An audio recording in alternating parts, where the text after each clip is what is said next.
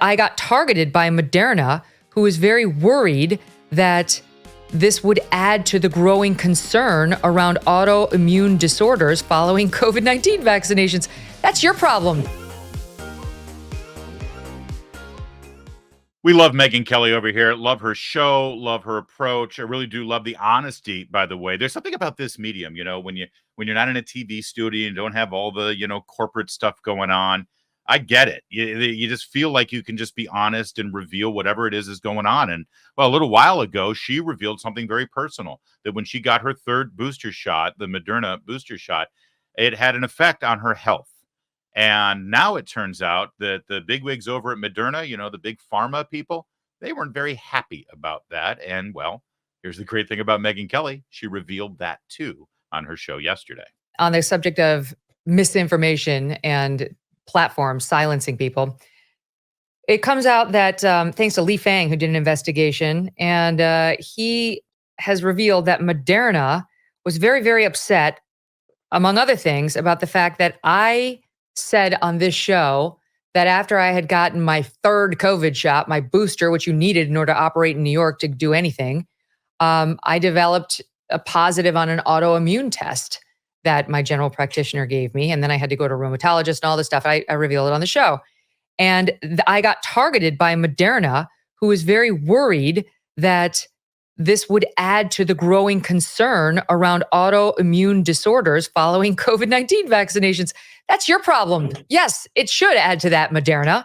And apparently they attached internally a National Institutes of Health report highlighting a link between the COVID vaccines and autoimmune issues. So they're admitting internally that it's a problem, but they're upset that I am talking about it, and Alex Berenson and Russell Brand and Michael Schellenberger and Dr. Jay Bhattacharya are talking about it, Glenn, because they don't want it discussed. And the mainstream media outlets were only too happy to comply. Yeah, I mean, it's, Li Fang is, I think, one of the best journalists in the country.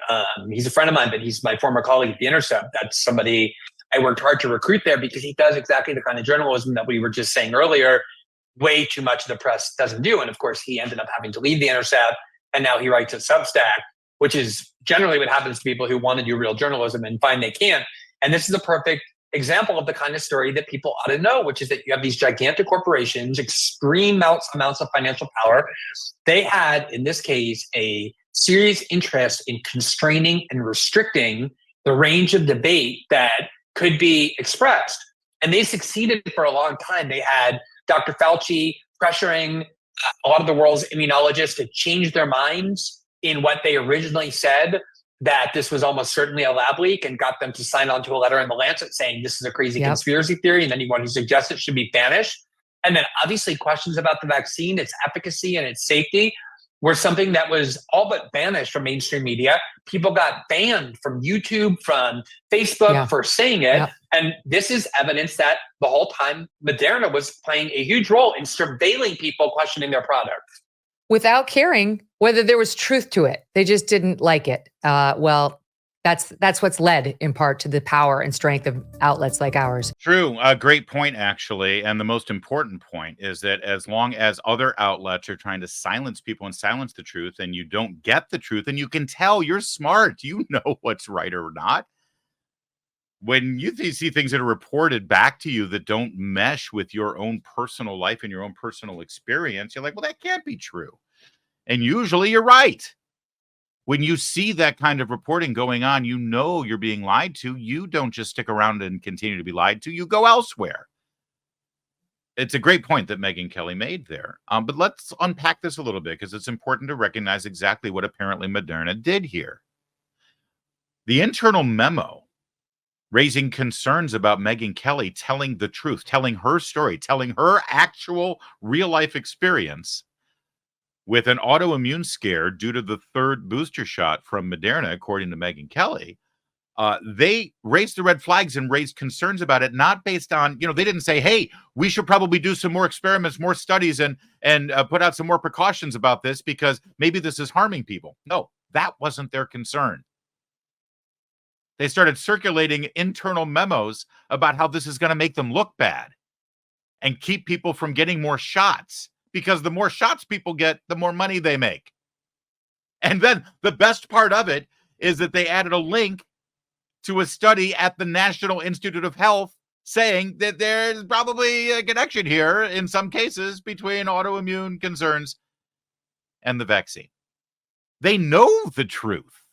Their concern is that this is going to make them look bad because people might be discovering the truth. Now, listen, my own personal story, I got the first 2 shots. I did not have to get the booster because where I live, it wasn't a requisite like it was in New York.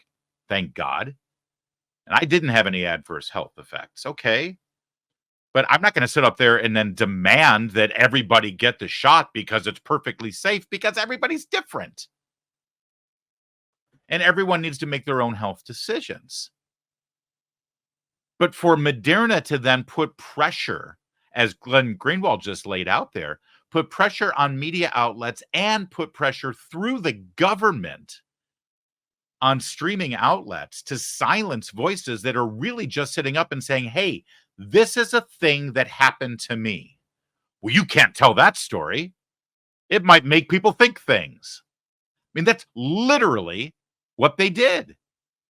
We're afraid of what people might think by hearing you tell the truth. In fact, depending on the headline that we write for this video and the thumbnail, there's probably a little notice right down below me right now. A little reader's context, right? You know, the COVID-19 shot is completely safe and da-da-da-da, right? You've seen these before. It happens almost every time we do a quick segment like this.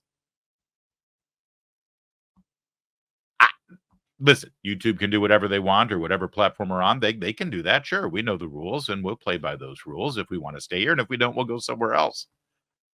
But my God, whatever this is that we're experiencing right now, whatever it is that Megyn Kelly, who did say that on YouTube, by the way, as well, whatever she's experiencing as well in having to communicate these ideas, I don't know what it is, but it sure ain't the free speech, First Amendment utopia we were promised.